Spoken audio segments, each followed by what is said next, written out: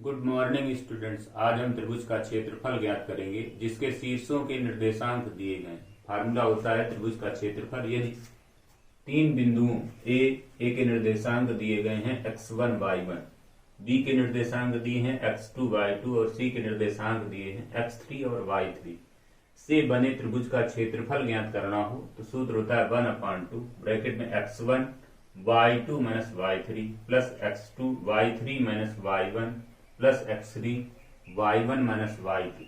ये त्रिभुज का क्षेत्रफल होता है यदि बिंदु x1 y1 कामा x2 y2 कामा x3 y3 संरेख हूं तो सूत्र होता है x1 ब्रैकेट में y2 minus y3 plus x2 y3 minus y1 plus x3 y1 minus y2 बराबर 0। इन सूत्रों का उपयोग करके हम त्रिभुज का क्षेत्रफल ज्ञात करेंगे और दिए गए बिंदुओं को संरेख सिद्ध करेंगे। तो यहाँ पे जो है उदाहरण नंबर 11 दिया गया है, करें उस त्रिभुज का क्षेत्रफल ज्ञात कीजिए जिसके शीर्ष, उस त्रिभुज का क्षेत्रफल ज्ञात कीजिए जिसके शीर्ष -1 -1 और -4 6 और -3 -5 है। तो इन तीन बिंदुओं से बने त्रिभुज का क्षेत्रफल ज्ञात करना है। तो यहाँ पे देखें x1 का जो मान होगा वो 1 होगा, y1 का मान -1, x2 का मान -4, y2 का मान 6 और x3 का मान -3 और y3 का मान -5 होगा। तो इन दिए गए बिंदुओं से त्रिभुज का क्षेत्रफल ज्ञात करना है। तो दिए गए बिंदुओं से त्रिभुज का क्षेत्रफल ज्ञात करने के लिए फार्मूला अभी बताया गया 1/2 ब्रैकेट में x1 पुनः bracket y2 minus y3 plus x2 bracket में y3 minus y1 plus x3 bracket में y1 माइनस y2। इस फार्मूले का उपयोग करेंगे तो यहाँ पे रखेंगे 1/2 ब्रैकेट में x1 का मान, तो यहाँ पे x1 का मान 1 दिया गया तो यहाँ पे 1 रखेंगे, ब्रैकेट में y2 माइनस y3 तो यहाँ पे y2 का मान 6 दिया गया, यहाँ पे आ जाएगा 6 माइनस y3 का मान -5 दिया गया। तो जब हम यहाँ पे -5 रखेंगे तो इस माइनस की वजह से यहाँ पे +5 हो जाएगा प्लस x2 और x2 का मान यहाँ पे -4 दिया गया है तो इस तरह से लिखेंगे, ब्रैकेट में y3 माइनस y1 तो y3 का मान -5 है माइनस y1 और y1 का मान ये -1 दिया गया तो यहाँ पे फिर से रखेंगे तो ये +1 हो जाएगा प्लस x3 और x3 का मान देखेंगे तो -3 दिया गया है और यहाँ पे आ जाएगा y1 माइनस y2 तो y1 का मान -1 है और y2 का मान 6 दिया गया तो यहाँ पे आ जाएगा -1 -6। तो यहाँ पे आ जाएगा 1/2 ब्रैकेट में यहाँ पे आएगा 1 और इसको हल कर लें तो ये दोनों जुड़ जाएंगे तो यहाँ पे आ जाएगा 11 माइनस यहाँ पे 4 और ब्रैकेट में यहाँ पे हल करेंगे तो -5 दिया गया प्लस का 1 दिया गया, हल करेंगे तो -4 आ जाएगा प्लस इसी तरह से यहाँ पे हल करेंगे तो -3 दिया गया था और अंदर यहाँ पे हल करेंगे तो -7 आ जाएगा। अब इस पूरे मान को यदि हल किया जाए तो यहाँ पे आ जाएगा 1/2 और इसका इस पे गुणा करेंगे तो आ जाएगा 11 और ये माइनस हो जाएगा प्लस का और यहाँ पे आ जाएगा 16। फिर इसी तरह से यहाँ पे ये माइनस और ये माइनस गुणा किया जाएगा तो प्लस का और 7 का 3 में गुणा किया जाएगा तो 21 आ जाएगा। अर्थात इसे यदि हम और हल कर लें तो यहाँ पे आ जाएगा 1/2। अब यहाँ पे इन सभी मानों को हल कर लें तो 6 7 और ये 8 तो यहाँ पे 8 आ गया, 2 1 3 3 1 4 अर्थात यहाँ पे जोड़ेंगे तो 48 आ जाएगा और इस पे यदि हम 2 का भाग कर दें तो यहाँ पे क्षेत्रफल निकल आएगा 24 वर्ग इकाई।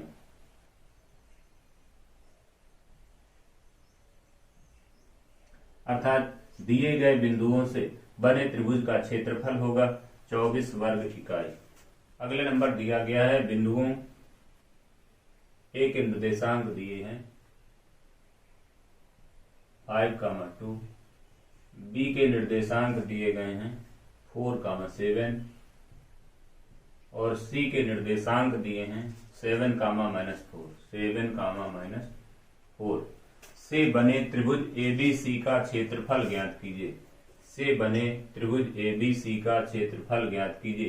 तो यहाँ पे x1 का जो मान होगा वो 5 आ जाएगा, y1 का मान होगा वो 2 आ जाएगा, x2 का मान 4, y2 का मान 7 और x3 का मान 7 और y3 का मान -4 आ जाएगा।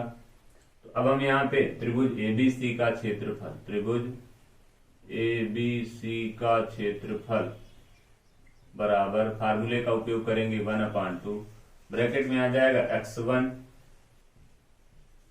y2 y3 plus x2 y3 y1 plus x3 bracket में y1 y2। तो इस फार्मूले का उपयोग करेंगे तो यहाँ पे आ जाएगा 1/2, ब्रैकेट में मान रखेंगे x1, तो x1 का मान दिया गया 5, y2 y3, तो y2 का मान 7 दिया गया, y3 का मान -4 दिया गया। तो यहाँ पे मान रखेंगे तो 7 -4, तो प्लस का 4 हो जाएगा, प्लस x2 का मान यहाँ पे 4 दिया गया है, y3 y1, तो y3 का मान -4 है और y1 का मान यहाँ पे दिया गया है 2। यहाँ पे हो जाएगा -4 -2 प्लस x3 और x3 का मान दिया गया था 7, अर्थात यहाँ पे आ जाएगा 7 ब्रैकेट में y1 y2, तो y1 का मान 2 दिया गया है और y2 का मान 7 दिया गया, तो यहाँ पे आ जाएगा 2 - 7, अर्थात यहाँ पे और हल करें तो आ जाएगा 1/2, ब्रैकेट में आ जाएगा 5 और यहाँ पे अंदर वाले मान को हल कर लें तो यहाँ पे 11 आ जाएगा, प्लस यहाँ पे आ जाएगा 4 और यहाँ पे अंदर वाले मान को हल कर ले तो 4 ये और 2 ये, तो -6 आ जाएगा, प्लस का यहाँ पे 7, यहाँ पे अंदर वाले मान को हल करें तो -5 बच जाएगा, यहाँ पे आ जाएगा 1/2।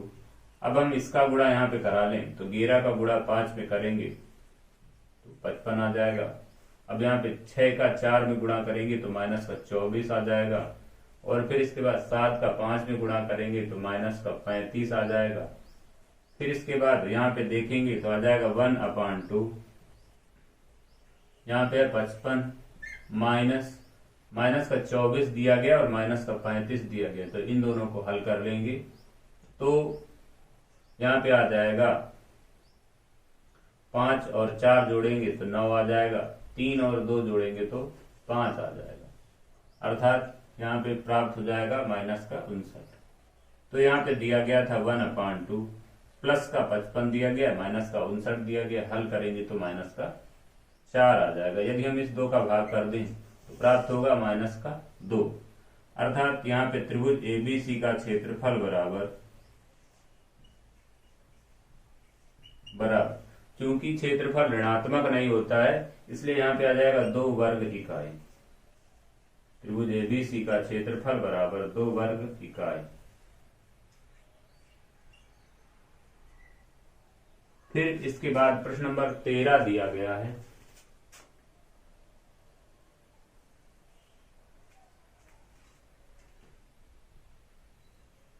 प्रश्न नंबर 13 दिया गया है, कह बिंदुओं P और P के निर्देशांक दिए गए हैं -1.5, 3, Q के निर्देशांक दिए गए हैं 6, -2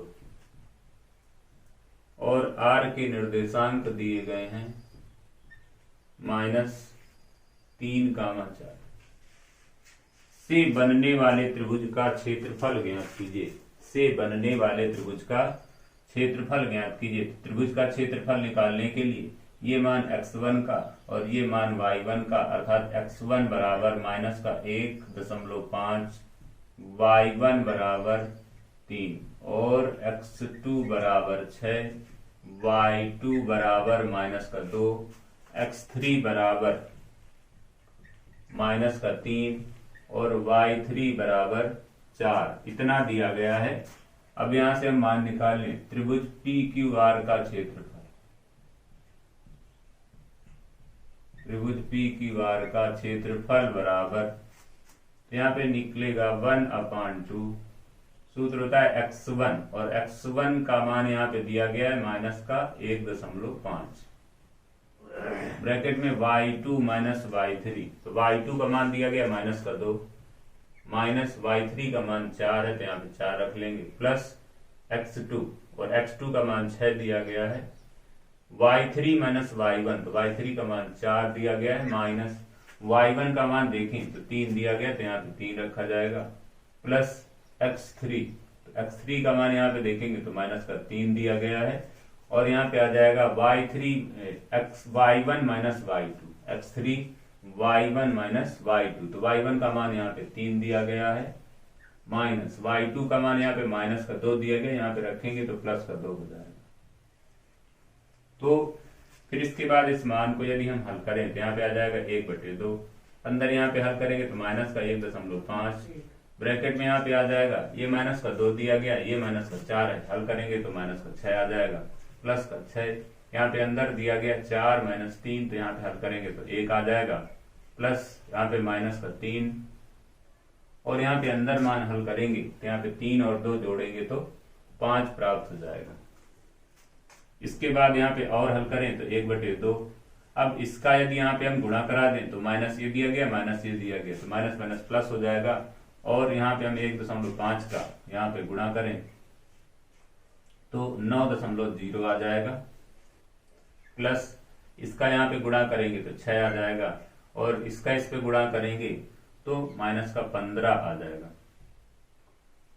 तो अब यहाँ पे यदि हम देखें तो 1/2 आ जाएगा, यहाँ पे 9 और 6 जोड़ेंगे तो 15 आ जाएगा, और यहाँ पे माइनस का 15 तो 15 में 15 घटा देंगे तो 0 आ जाएगा, अर्थात यहाँ पे निकला त्रिभुज PQR का क्षेत्रफल।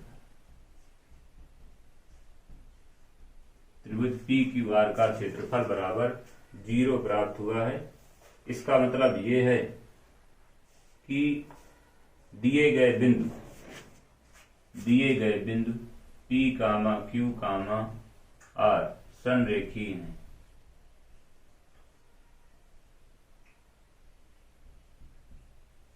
दिए गए बिंदु P, Q, R संरेखीय। एग्जाम्पल नंबर 14 दिया गया है, K का मान ज्ञात कीजिए यदि बिंदु A के निर्देशांक दिए हैं 2, 3, B के निर्देशांक दिए गए हैं 4, K और C के निर्देशांक दिए हैं 6, -3 संरेखीय हैं। तो यहाँ पे मान दिया गया x1 बराबर 2 दिया गया, y1 बराबर 3 दिया गया है, x2 बराबर 4 दिया गया है, और y2 बराबर k दिया गया है, x3 बराबर 6 दिया गया और y3 बराबर -3 दिया गया। तो ये बिंदु दिए गए हैं। तो संरेखी के लिए सूत्र रखेंगे यहाँ पे x1 y2 minus y3 plus x2 y3 minus y1 plus x3 y1 minus y2 बराबर 0। इस सूत्र का उपयोग करेंगे तो k का मान प्राप्त हो जाएगा। तो यहाँ पे हम मान रखेंगे x1 का, तो x1 का मान 2 दिया गया है, y2 माइनस y3 तो y2 का मान यहाँ पे k दिया गया है माइनस y3, और y3 का मान दिया गया था -3। तो जब यहाँ पे हम मान रखेंगे तो आ जाएगा +3 प्लस x2 का मान 4 दिया गया है, y3 माइनस y1 तो y3 का मान -3 दिया गया है, y1 का मान यहाँ पे 3 दिया गया तो यहाँ पे -3 हो जाएगा, प्लस x3 का मान यहाँ पे 6 दिया गया है, y1 का मान यहाँ पे 3 दिया गया है, माइनस y2 का मान यहाँ पे k दिया गया था, इसलिए यहाँ पे हम k रखेंगे और बराबर में 0 रख लेंगे। अब यहाँ से मान हम हल करेंगे तो k का मान प्राप्त हो जाएगा। यहाँ पे हम 2 का गुणा करा दें तो यहाँ पे आ जाएगा 2k प्लस इसका जब इस पे गुणा कराएंगे तो 6 आ जाएगा। अब जब हम यहाँ पे 4 का यहाँ पे अंदर गुणा करेंगे तो माइनस का यहाँ पे 12 आ जाएगा। फिर अगले वाले पद में जब गुणा करेंगे तो यहाँ पे भी माइनस का 12 आ जाएगा, प्लस फिर इसके बाद यहाँ पे हम गुणा करेंगे तो 18 आ जाएगा, फिर इसका इसमें गुणा करेंगे तो माइनस का 6k आ जाएगा, बराबर में 0 निकल आएगा। तो यदि अब यहाँ पे हम हल करें तो k वाला पद ये दिया गया है और k वाला ये पद दिया गया है। यदि दोनों को हल करेंगे तो यहाँ पे बचेगा माइनस का 4k, माइनस का 4k। फिर इसके बाद यहाँ पे प्लस 6 ये दिया गया है और 18 ये दिया गया है। दोनों को यदि हम जोड़ दें तो यहाँ पे 24 आ जाएगा प्लस का। फिर इसके बाद ये माइनस का 12 दिया गया, ये माइनस का 12 दिया गया। यदि दोनों को जोड़ दें तो यहाँ पे माइनस का 24 हो जाएगा, बराबर में 0 प्राप्त हो जाएगा। ये प्लस का 24 दिया गया, ये माइनस का 24 दिया गया, दोनों यहाँ पे कट जाएंगे, अर्थात आ जाएगा माइनस का 4k बराबर 0, अर्थात यहाँ से आ जाएगा k बराबर 0 बटे माइनस 4, अर्थात यहाँ पे 0 आ जाएगा। तो यहाँ से k का मान प्राप्त हुआ 0। यदि k का मान 0 होगा तो दिए गए बिंदु संरेख होंगे। 15 नंबर दिया गया, यदि a -5, 7, b -4, -5, c -1, -6 और d 4, 5 एक चतुर्भुज के शीर्ष हों तो इसका क्षेत्रफल ज्ञात कीजिए। तो इसका क्षेत्रफल निकालने के लिए सबसे पहले हम इसमें एक चतुर्भुज बना लेंगे ABCD। फिर इसके किसी एक विकर्ण को यदि मिला दें तो 2 त्रिभुज बन जाएंगे। तो हमने मान लिया कि माना विकर्ण BD को मिलाया, यदि इसको मिला देते हैं ऐसे तो यहाँ पे 2 त्रिभुज बनेंगे। एक त्रिभुज बनेगा ABD और दूसरा त्रिभुज बनेगा BCD। अब इन दोनों त्रिभुजों के क्षेत्रफल हम निकालेंगे। तो त्रिभुज ABC के लिए, त्रिभुज ABC नहीं, ABD के लिए, ABD के लिए यहाँ पे आ जाएगा x1 बराबर माइनस का 5, y1 बराबर 7, x2 बराबर माइनस का 4, y2 बराबर माइनस का 5 और x3 बराबर 4 और y3 बराबर 5, ये मान लिए जाएंगे। फिर यहां से हम निकालें त्रिभुज ABD का क्षेत्रफल बराबर 1/2 x1 y2 minus y3 plus x2 y3 minus y1 plus x3 y1 minus y2। तो यहाँ पे यदि हम मान रखें तो आ जाएगा 1/2। अब x1 का मान, तो x1 का मान दिया गया -5, ब्रैकेट में y2 का मान रखेंगे तो माइनस का 5 दिया गया है, माइनस y3 का मान रखेंगे तो 5 दिया गया है, तो यहाँ पे इतना आ जाएगा। प्लस x2 का मान देखें तो माइनस का 4 दिया गया, तो यहाँ पे माइनस का 4 रखेंगे, ब्रैकेट में आ जाएगा y3 माइनस y1, तो y3 का मान 5 दिया गया, माइनस y1 का मान देखेंगे तो 7 दिया गया है, प्लस x3 और x3 का मान यहाँ पे दिया गया 4, ब्रैकेट में y1 माइनस y2, तो y1 का मान 7 दिया गया है, माइनस y2 का मान माइनस का 5 दिया गया, यहाँ रखेंगे तो प्लस का 5 हो जाएगा। अब इसको यदि हम हल करें तो यहाँ पे आ जाएगा 1/2, ब्रैकेट में आ जाएगा माइनस का 5 और यहाँ पे अंदर वाले मान को हल कर लें तो माइनस का 10 हो जाएगा और यहाँ पे आ जाएगा माइनस का 4, अंदर यहाँ पे हल करें तो माइनस का 2 आ जाएगा, यहाँ पे आ जाएगा प्लस का 4 और अंदर यहाँ पे हल करें तो यहाँ पे 12 आ जाएगा। फिर और अगर हल करें तो यहाँ पे आ जाएगा 1/2, 10 का यहाँ पे गुणा करें तो प्लस का 50 हो जाएगा और यहाँ पे गुणा करेंगे तो प्लस का 8 हो जाएगा, प्लस अब यहाँ पे गुणा करेंगे तो 48 हो जाएगा। और यदि हम इन तीनों मानों को जोड़ दें तो यहाँ पे 8 में 8 जुड़ेगा तो 16 हो जाएगा, 5 और 4 9 और एक हासिल वाला आ जाएगा 10, अर्थात आ जाएगा 106। और 106 में यदि हम भाग कर दें 2 का तो यहाँ पे आ जाएगा 5 और इस पे आ जाएगा 3, अर्थात त्रिभुज ABD का क्षेत्रफल निकला, त्रिभुज ABD का क्षेत्रफल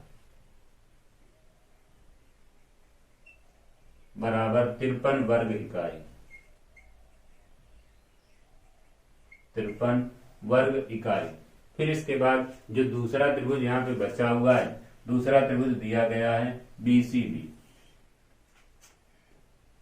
त्रिभुज बी सी डी के लिए।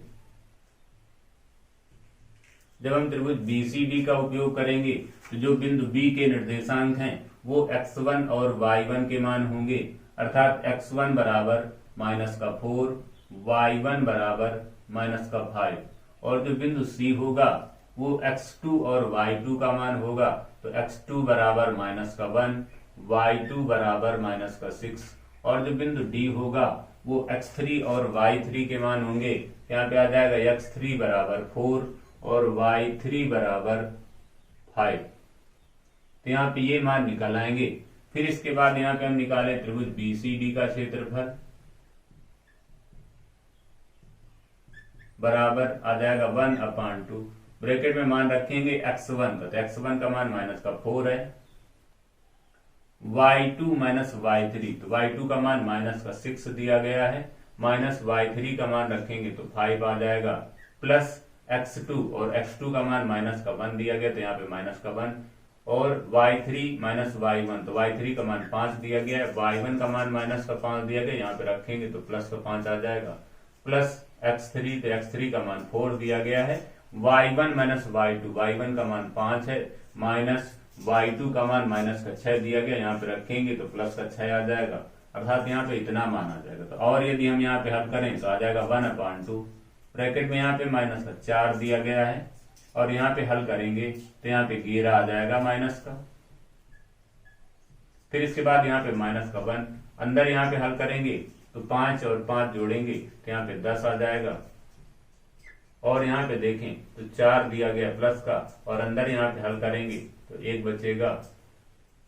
फिर इसके बाद यदि हम इसे हल कर लें तो यहाँ पे आ जाएगा 1/2, इसका यदि यहाँ पे गुणा करेंगे तो 44 आ जाएगा प्लस का, इसको यहाँ पे हल करेंगे तो यहाँ पे -10 आ जाएगा, प्लस इसको यहाँ पे हल करेंगे तो +4 आ जाएगा, अर्थात यहाँ पे आ जाएगा 1/2, 44 में 4 जोड़ेंगे तो 48 आ जाएगा, और यहाँ पे -10 दिया गया है, यदि इसको हम हल कर लें तो यहाँ पे आ जाएगा 1/2, और अंदर यहाँ पे बचेगा प्लस का 38, और 38 में यदि हम 2 का भाग करा दें तो आ जाएगा 19।